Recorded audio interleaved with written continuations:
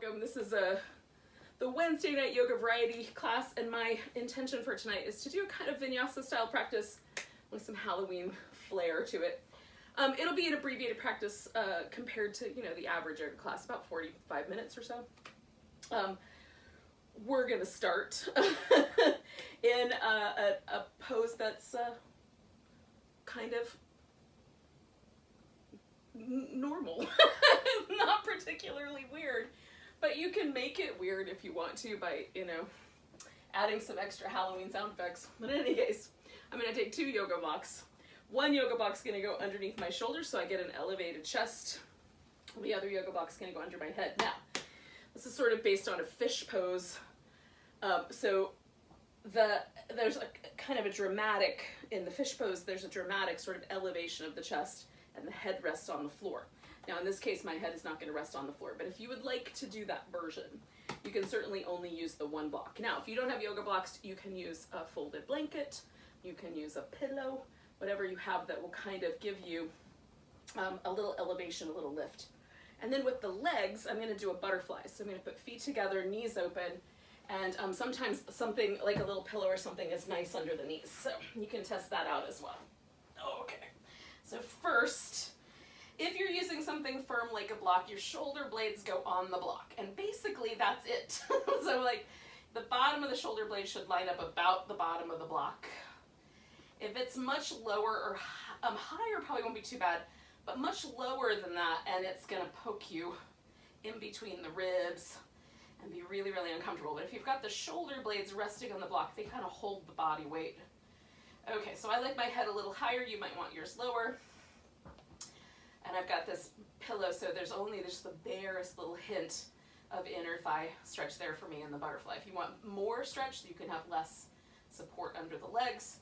And then, like for me, my elbow just touches the floor. So this is the perfect height, but for some folks, you might want to turn the block up one more notch if you have longer arm bones than I do, so that there's a little sense of the shoulder kind of opening up in the front. So I'm assuming that we've been slaving over the computer all day, and this is a nice way to kind of unwind the pressure and tension that develops at the top and front of the shoulder. If you have not been sucked into a computer or other device or similar arm position all day, then maybe this won't be as good. But I don't know, I think it's great no matter what. So just breathing. And as I breathe, I'm letting my rib cage sort of flare. So there's a little bit of movement in the intercostal muscles.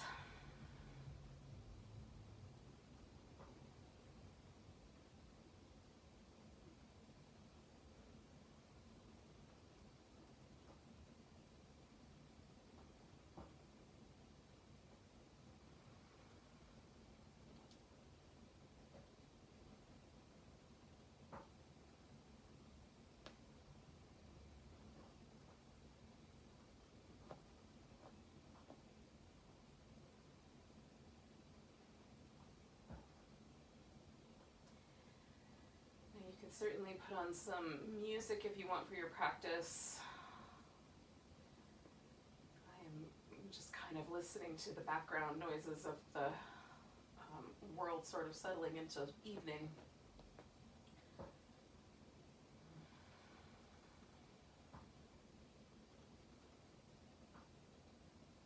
I'm going to stay here for about another minute or so, just kind of letting go here. For me, the biggest thing is kind of unwinding this little mental patterns I've been working on all day. So my mind has been busy and been doing things and creating things and making up stuff and making lists. I've got all this stuff in my head, so really just kind of unwinding all of that and letting go of it is the primary work of the beginning.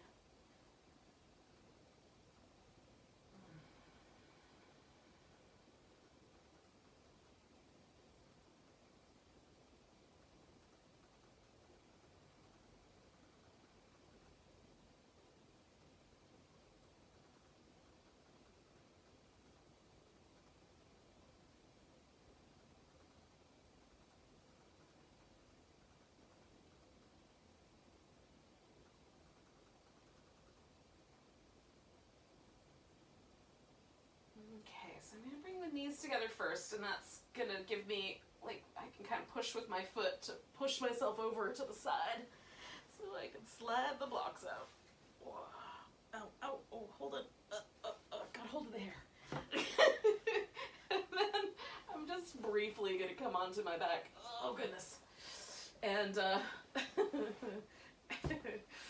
give my back a little massage where the blocks were. Oh, because that felt pretty nice. All right. So, kind of is like sleeping. I'm going to call this sleeping mummy pose. I think that's hilarious. So we'll do that. There's a kind of like arms reaching up. Oh, and if you groan that way, it sort of sounds like that. Alrighty, I'm just making stuff up as I go along now. So we're bringing the knees in and giving ourselves a little twist. So I'm going to do a little twisting vines version of this. So wrapping one leg around the other. Oh, and then reaching out through the chest, giving this pectoralis muscle a little extra stretch so I can stretch my bat wings out as wide as I like. Oh.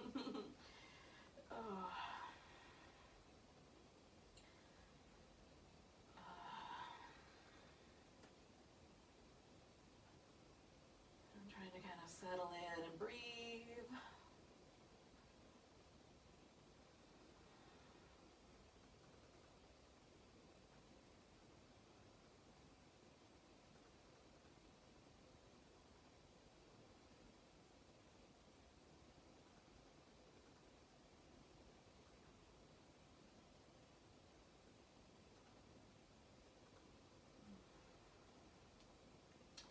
I'm finding there's just the tiniest little bit of room for me to go deeper into the twist. Just being gentle and slow with that. Taking a couple more deep breaths here.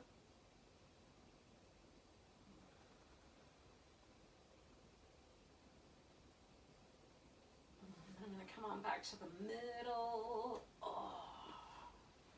Come back to my little mummy roll.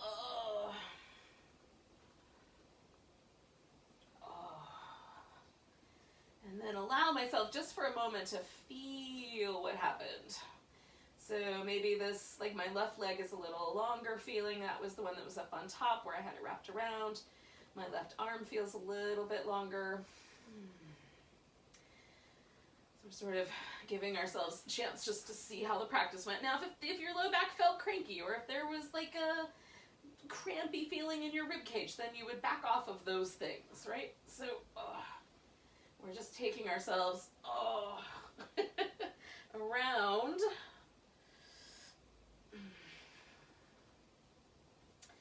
And finding the right amount of stretch and twist and movement for the other side. Now for me, the two sides are quite different. There's a little bit more resistance on one side than the other. So I'm just working with that. And again, softening, kind of releasing, following the path. So if the body kind of lets go, I can follow it into the pose a little deeper.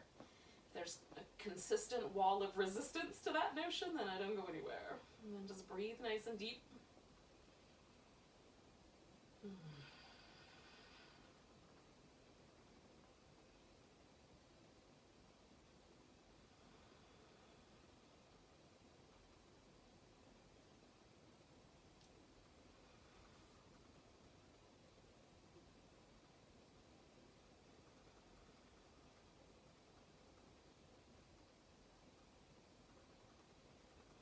Okay, I'm taking a nice big couple of deep breaths left, more.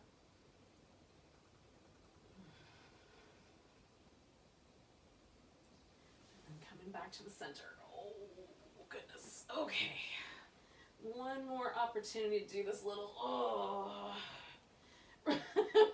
reclining mummy. Oh, in my mind, there's the sarcophagus around me. Alright, so now just checking in. Now the right side for me always feels just a little bit tighter, a little bit different, but mostly there's at least a sense that things have been sort of let go and released. And so always checking the practice out as you go along. Now, we're going to come up to a kneeling position. So when you're ready, you'll roll the whole thing over. And then we'll do some little cat shapes. So round in the back. And for me, this is a little bit of a chance to stretch out these lower back muscles. So I really work there. And then the other side of the shape, the other half of the cat, is to let the upper back kind of flatten out. So I don't need to work too hard on the lumbar, but I want to work a little bit on getting some movement in the upper back. So lower back movement, and upper back. And just feel it for you. So sometimes I use these in different ways, but these two poses for this purpose feel nice tonight.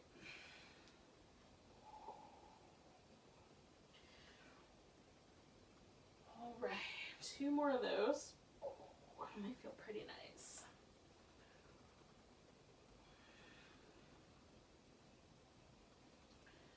Now, we're gonna do level 1.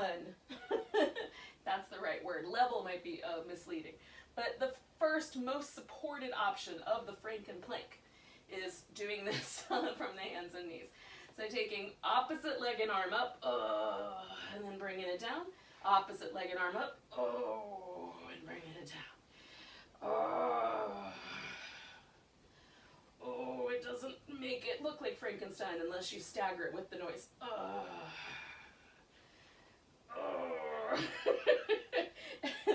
Sometimes I do that noise involuntarily.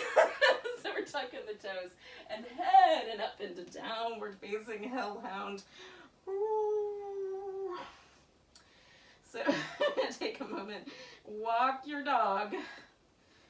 You know, even hellhounds need to be walked from time to time. I imagine it's exhausting work. So when you're ready, you'll bring yourself into a forward bend. And hang it upside down. We're gonna lift up just to that flattened back. And then you can bend the knees if you like, but fold forward to the degree that it makes sense for the backs of your thighs and your lower back, right? So creak it up.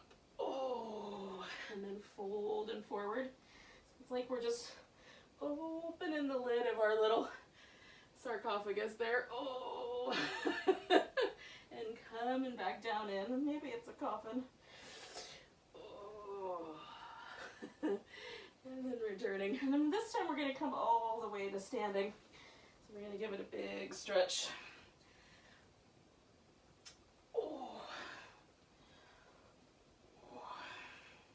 Now, we're going to find our way into a mountain pose. Now, I'm going to turn sideways because I think it's a little easier, at least with the camera, to see what I'm up to if I have a sideways turn. But I'm going to show you this movement pattern first head on. So I'm going to do it this way for the flow, but for now, so I have a little bit of space restriction, so I'm going to keep my arms a little more folded, but essentially we're going to kind of pick ourselves up like we're picking up the ends of our cape here, lifting up onto the tiptoes, and then folding it back down.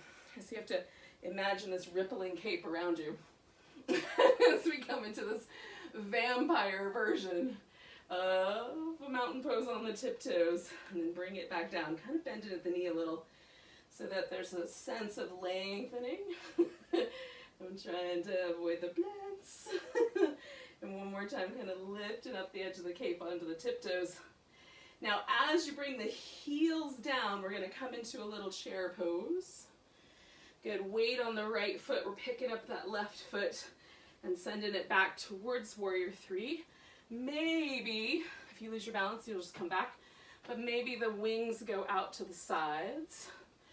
Coming back up to a standing position, back out to that Warrior 3 with the bat wings, maybe. And then one more time, coming back to the standing position. That left leg's gonna lift. Ooh, I'm wobbly today. And then coming back to that Warrior 3, bat wings out. And then we're gonna step it into Warrior 1.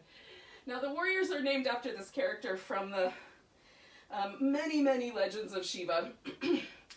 Shiva is not invited to a party, but he shows up anyway with his wife at it's his father-in-law's throwing the party. He doesn't like Shiva. So, shows up at the party anyway, his wife is snubbed, Shiva gets mad. And to avenge this wrong, he rips out some of his dreadlocks and throws them down, and they jump up into this monster that we're embodying right now. So we're embodying this monster made out of dreadlocks, which I don't know if you can get more Halloweeny than that, really. So we're going to push the arms forward and then wrap the arms around behind. So I'm just going to grab my left wrist with my right hand, and you could lace your fingers together instead if you want to do a little more movement in the arms. So we're going to straighten out the front leg, and sort of like we were doing before, we're going to kind of disappear, close the coffin lid, come on down, and then bend the leg and resurrect ourselves. Come up out of that dark space, straighten out the leg, fold back down into your little coffin. You can make creaking noises if you want to for the hinges. I don't know if I can make a creaky noise, but I'm getting close. Coming back up. Last time, fold and forward.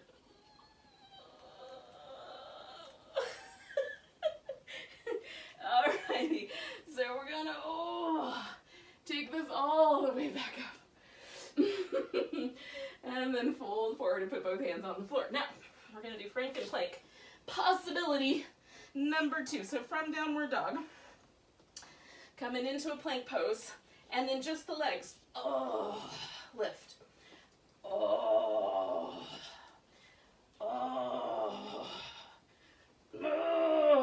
One more time.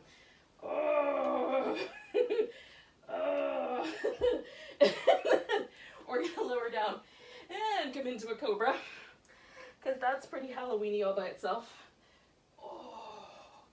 Spread open the collarbones, and then come on back to your downward facing dog. Take your right leg up, make a scorpion tail with it. Sting yourself if you want to. Come forward with that leg, and then bring the left one up. Halfway. Exhale, fold, and we're coming all the way to standing.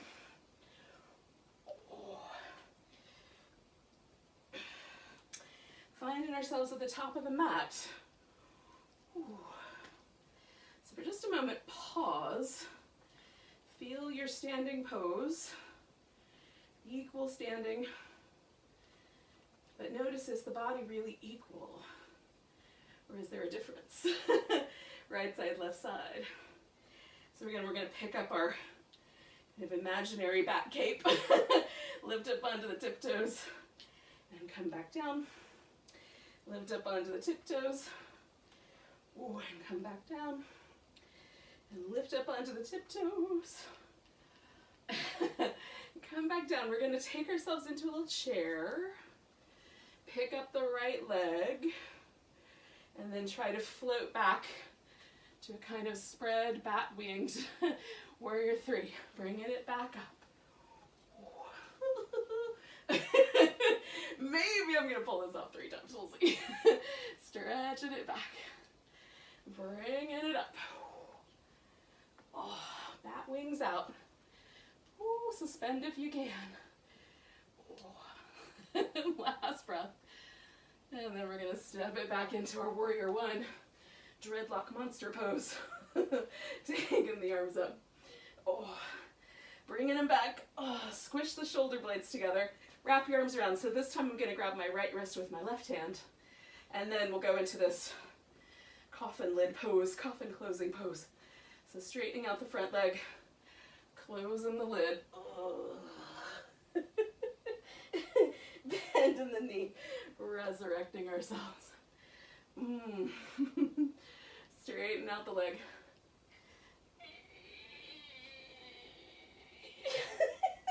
Bending the knee, coming on up. Doing my best. That might be my best hinge impression yet. Straighten out the leg. One more try.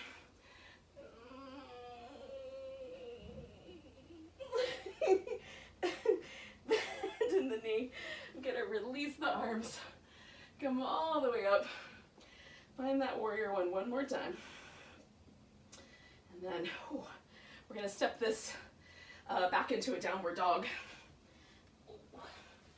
Hello, tiny woos. Here, let me move that out of your way and send you that direction. Oops, sorry, go that way. Sorry for the interruption. All right, so Frankenplank, either the first option or the second option. So either hands and knees, or just the legs,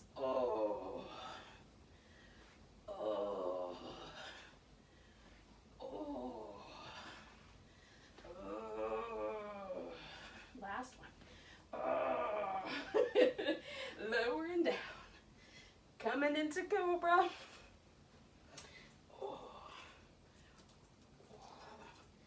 Coming back to dog. Left leg goes up for a little scorpion tail. And then step it forward.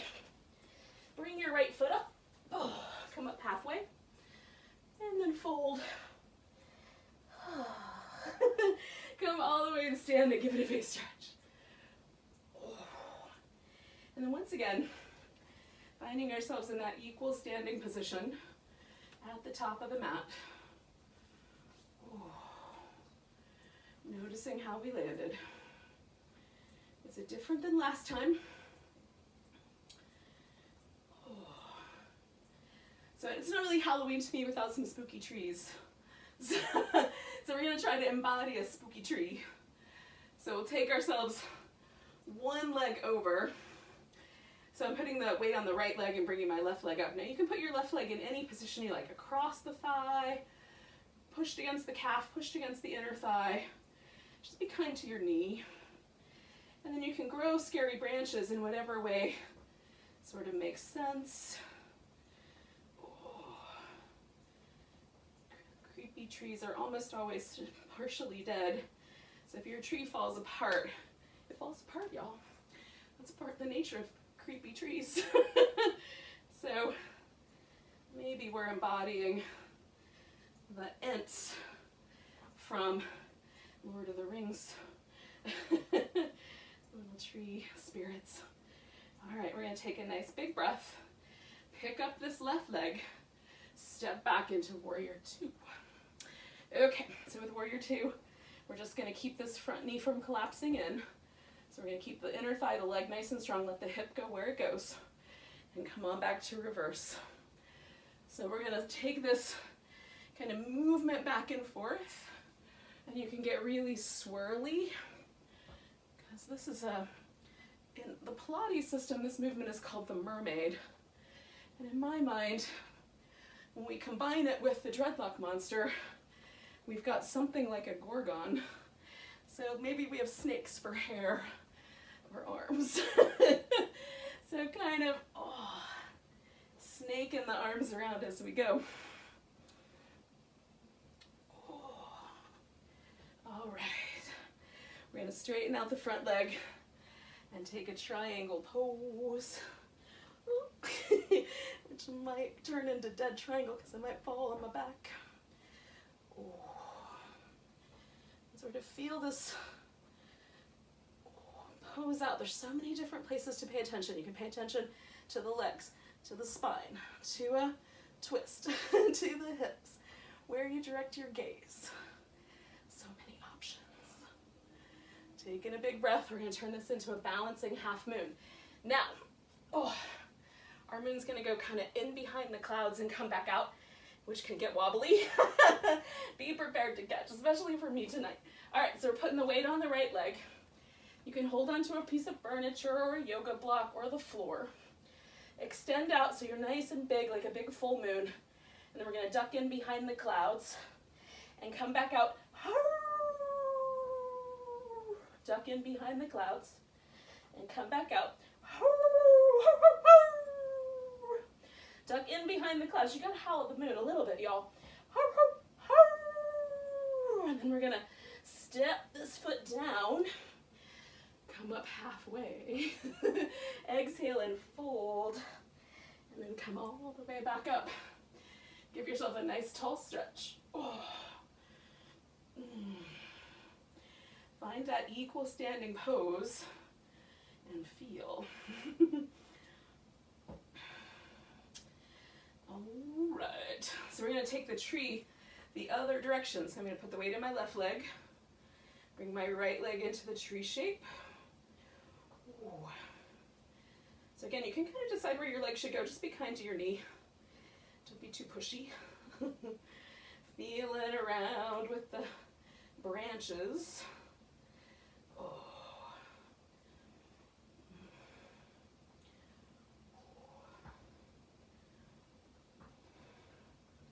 Okay, here we go. Nice big breath.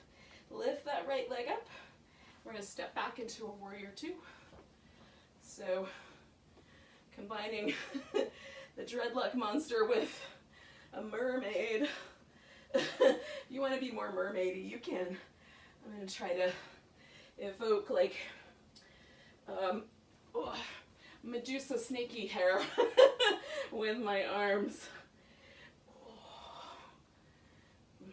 Coming back, holding steady through the legs. Oh.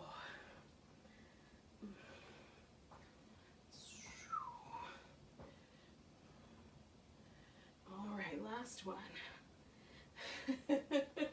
Coming back up and then taking this into your triangle pose. And again, you're choosing the triangle that works best for you tonight.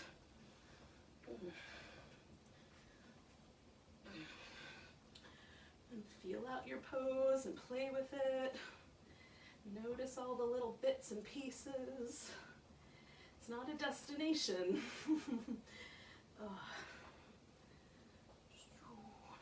It's a journey. Every pose is a journey unto itself. And so we're taking the journey with the pose. 2 more breaths.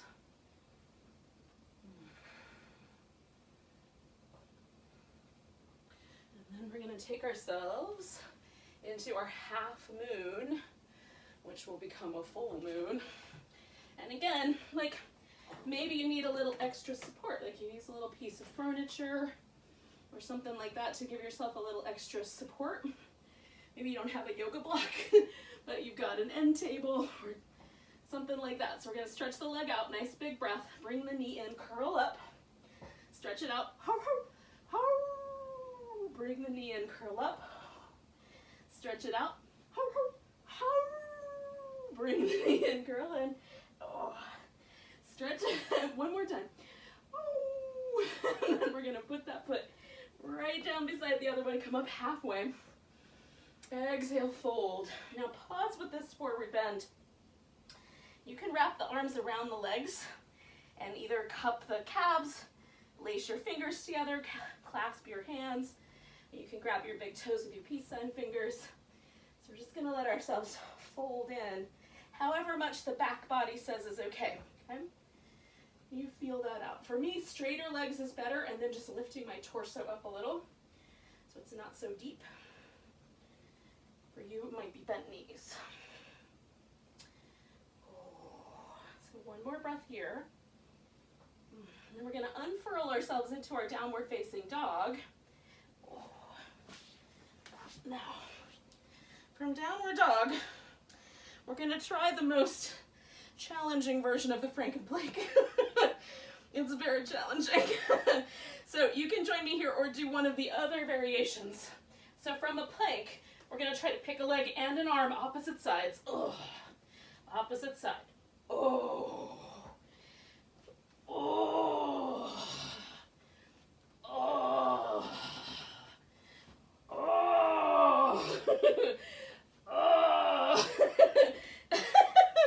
Oh, and then we're going to lower down.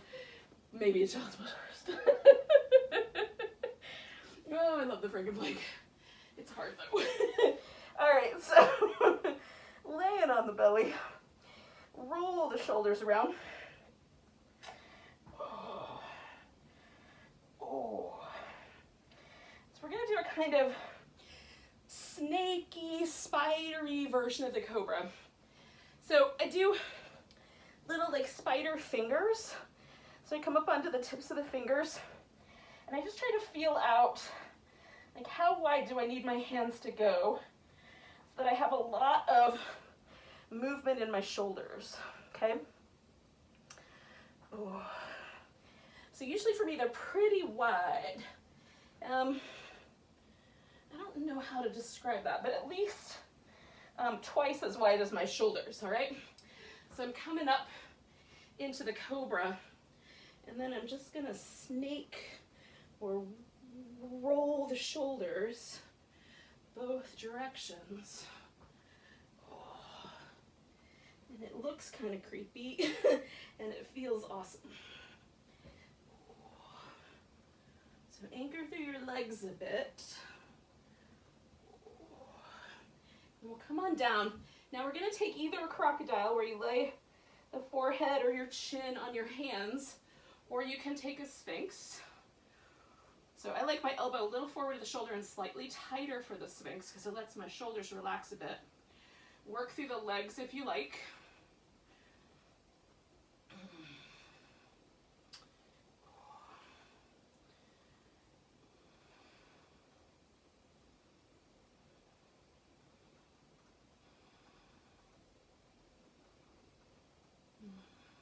So 2 more breaths here.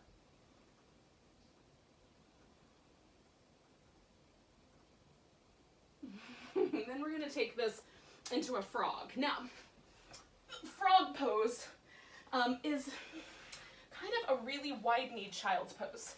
So you just take the knees as wide apart as you think is safe. So if you want to stick with a wide child's pose, you can do that, and you can even keep the toes pointing in, or you can kind of flip the feet out like little flippers, and then we back the hips up until it feels like enough. So we're going to take a few moments here. It's not exactly an Eye of Newt, but close enough for our magical potion here we're making tonight with our practice.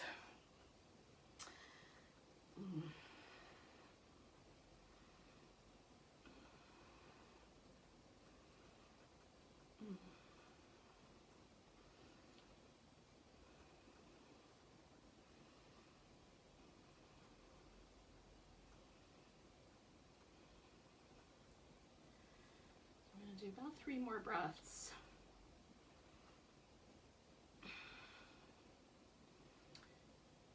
Now the easiest way for me to get out is to move my weight forward and then kind of bring the toes back in, and then I just bring one knee at a time in so that it's more child's pose like. Oh, it feels really nice. Oh, you could do a little downward dog too if you would rather do that than child's pose is kind of your end point. And then we're coming to a seated position. So taking a seat. Now I'm gonna do my twisting pose with my knees in this cross-legged seating position. You can bring your leg up and do it this way and even wrap it around. Now for me, the issue is always just, can I get my pelvis really level? Because that gives me the best twist in my spine. So this is really open, it feels really lovely. I'm kind of into it right now, but you can do any version that you're into. So just starting with a little free-flowing twisting movement. I just want to feel out, is any restriction happening? And then I'm gonna twist my spine to the point where I start to feel pressure lifting my right hip. So I'm turning to my left. So I don't want my right hip to lift off the ground. So as soon as I feel that inclination, I'm just gonna back off of my twist a little bit. And then I'm holding steady. Now I'm gonna move my head. So I'm gonna keep my spine as nice and even as I can. If things start to let go, I might turn a little more, but I'm gonna turn my head on the inhale and look in one direction. And on the exhale, I'm gonna turn my head and look over the opposite shoulder, keeping everything else still, except for my head. Inhale. And exhale, turning back.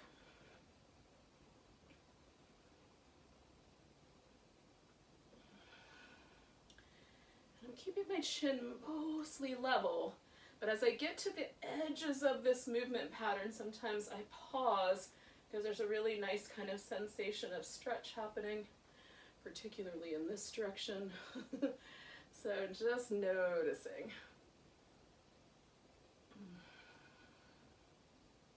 gonna do 2 more. So again, I haven't moved my spine at all. It's still in the twist. And then just the head is moving. Now for any reason that makes you dizzy, you can not do that version. Bring the head to the center, bring the spine around to the center. And then it still feels like I'm twisting, so I'm just gonna pause there and do a little movement in my upper back. When I twist this way, it isolates the movement to the muscles that live around my rib cage and my upper back, which is where I tend to carry a lot of stress and tension. I can't imagine why there would be stress and tension in my life these days. But in any case, we're kind of shaking things out. Now, as soon as I feel like my back is back to neutral, then I'm gonna move on. So I'm gonna take this leg that's up front, which is my left one, and I'm gonna put it up on top of the right one. I'm actually going to wind up using a block instead, but this is the notion. So either knees over top of each other or shins over top of each other. So this pose is sometimes referred to as fire logs pose or double pigeon. It's sometimes called square, depends on which system. And it really doesn't matter what you call a yoga pose, it just matters that you're in it. So I'm making essentially kind of a square with the thighs, or when the knees are over top of each other, that is the cow face pose. And that, again, all of this, as you draw the knees towards the midline, there's going to be some stress and tension in the outer hip. You might feel it other places too, because muscles are reciprocal, and when one is getting something, the other one usually responds. So you might feel some tightening in certain places to release other places.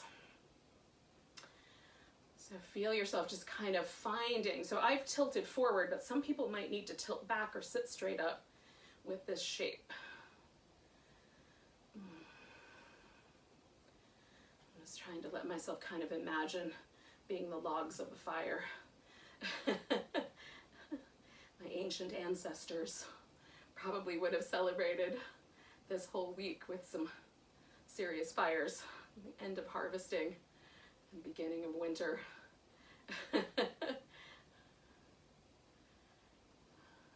Settling in with some nice deep breaths. And we're going to do about 4 more.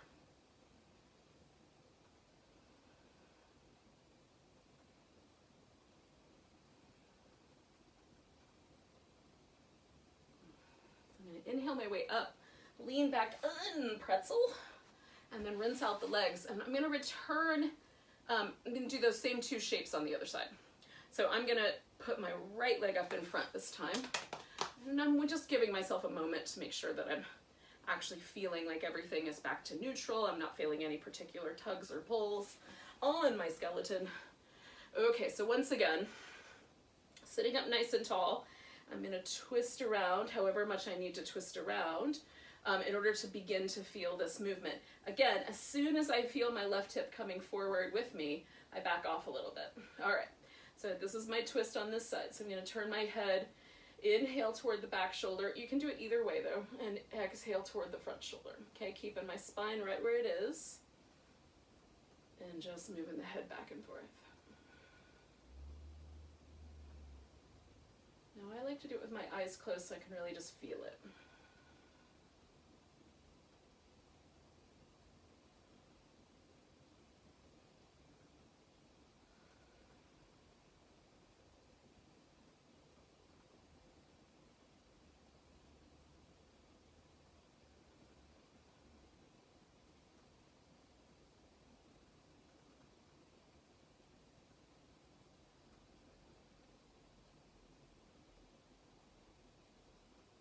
I'm going to do 2 more.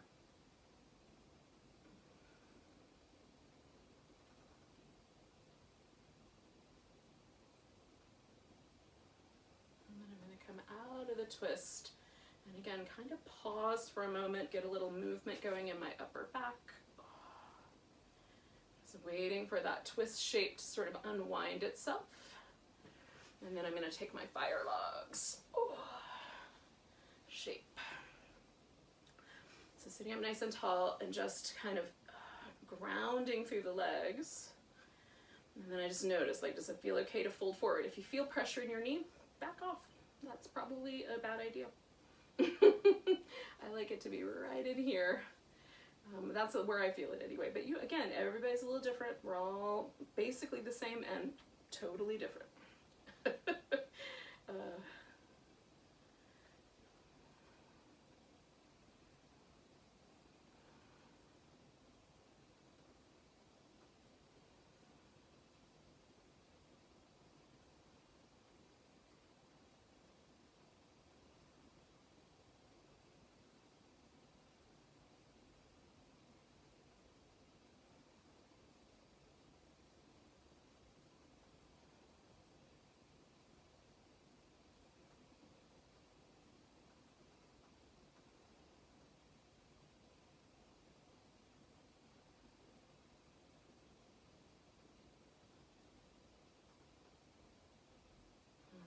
So 2 more breaths.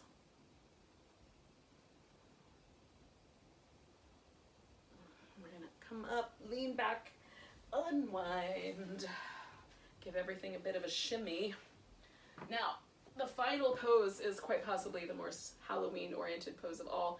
We do it every single time, even when it's not Halloween season, and that's the corpse pose. So the notion of the corpse pose is that we're going to relax that deeply. Imagine the situation, right, is that there will come a point where all of the responsibilities of life, everything that we carry in us, is gonna all be over. And we're gonna transition to whatever happens after this. And so the corpse pose is really sort of a mimicry of this. We're trying to put down all of our burdens for just a little while. Sure, we're probably gonna have to pick up all those responsibilities later, but not right now. So we're gonna take ourselves just through this kind of rebirth. So, first, we might wanna do a little dead bug pose. Just, you can hold onto your feet or not hold onto your feet, but try to get your sacrum and your tailbone to kind of come toward the ground. And then, from there, we'll stretch out into our corpse pose. And I like a pillow underneath my legs because it makes my hip flexors relax more. And my low back is nice and comfy. So you can do that, or you could just stretch out without any props. You can put a blanket under your head or a blanket over you if it's chilly where you are. And then let yourself just let go and surrender to the ground, to the sweet, I'm inside of a house. Clearly I'm not laying on the actual earth, but in my mind the earth is not that far away. It's down there somewhere. And so just connecting with that element or the earth itself, feeling, kind of letting yourself put your bones on the ground. Just let go. It's so much easier said than done, but try. Unburden yourself. Let all of the burdens fall away. Soften at the eyes. Let your eyes grow a little heavier into the skull, and let the sort of kindness or sweetness kind of radiate from your eyes. Even closed, we can sort of send out a kind of idea or a sense of kindness into the world. And let go through the mouth, and let your lips grow really soft, let the teeth slightly part. And let the arms and the shoulders just, let go into the floor. It'll hold you. Feel the weight of the pelvis and legs just rest on the ground. Toes and fingers just release away from one another. Just feel yourself letting your body totally release.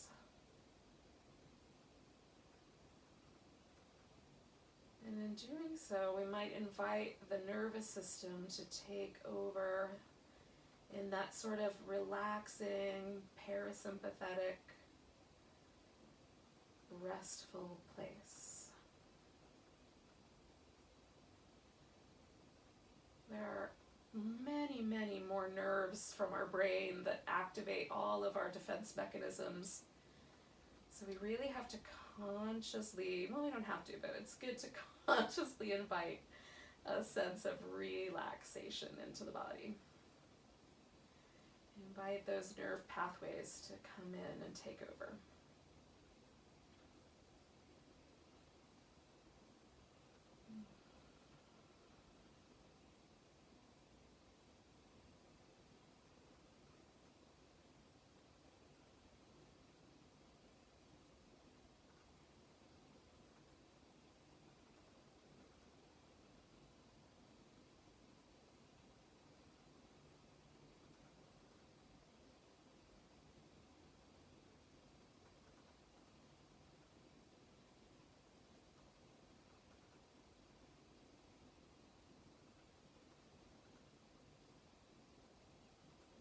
Let your heart rate slow a bit.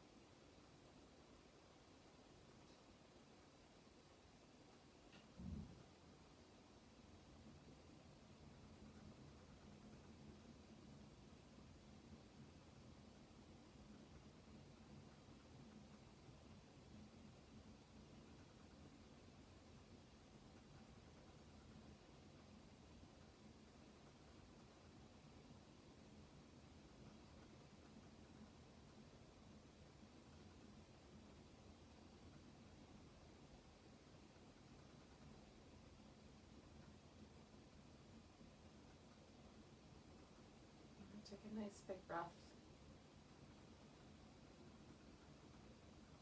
And let go with a big deep ah.